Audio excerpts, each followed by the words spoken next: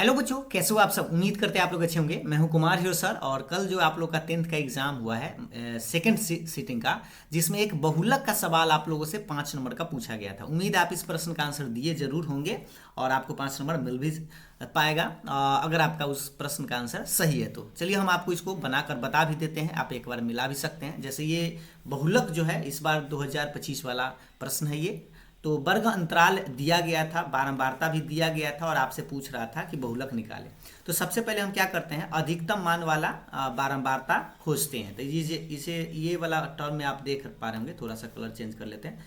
इस पूरे पार्ट में अगर आप देखेंगे तो सबसे ज़्यादा वाला मान बारंबारता में आपको 20 दिखाई दे रहा होगा। ठीक है, तो ये जो 20 दिखाई दे रहा है तो इसको हम यहाँ से यहाँ पूरा ऐसे घेरा लगा देंगे। तो ये जब घेरा लगाते हैं तो ये आपका बहुलक वर्ग बन जाता है, यानी 40 से 50 जो है आपका बहुलक वर्ग हो गया। ठीक, और ये जो अब हम मान निकालेंगे तो पहले एक बार फॉर्मूला थोड़ा सा देख लीजिए। बहुलक का फॉर्मूला होता है एल प्लस, ये फॉर्मूला है L plus F1 minus F0 बटा 2F1 minus F0 minus F2 गुना H होता है। अब इसमें सबका मान आपको निकालना होगा। तो देखिए ये जो आपको 40 दिखाई दे रहा है ये एल का मान है, तो एल बराबर आप 40 लिख देंगे।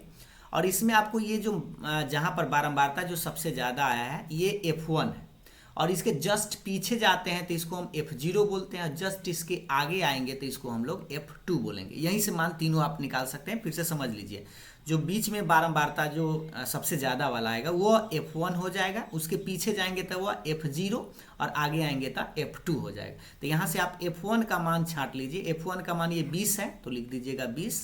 फिर F0 मतलब पीछे, पीछे की कितना मान है आप देख लीजिए, 12 है तो लिखिएगा 12। F2 मतलब आगे, इसके आगे कितना मान है देख लीजिए 11, तो लिखिएगा 11। मान छाटने आ गया ना। बीच में जो सबसे बड़ा मान होगा वह F1 होगा, पीछे जाएंगे तो F0, आगे आएंगे तो F2।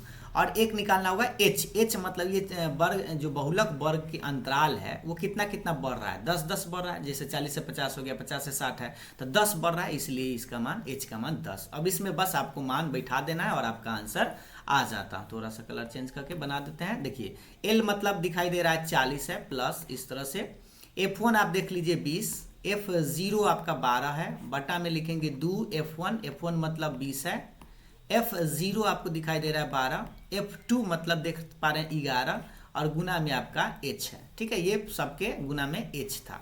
अब इसी को H का मतलब भी तो आपको पता है, तो इसीलिए H का मान हम रख ही देते हैं। H का मान कितना था, 10 था।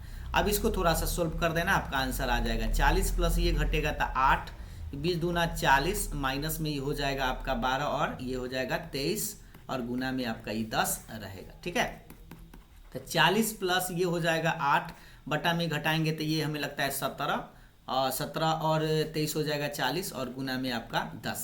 ठीक है, अब ये 40 प्लस ये हो जाएगा 80 बटे 17, इसको बटा में कुछ ना था 1 दे सकते हैं।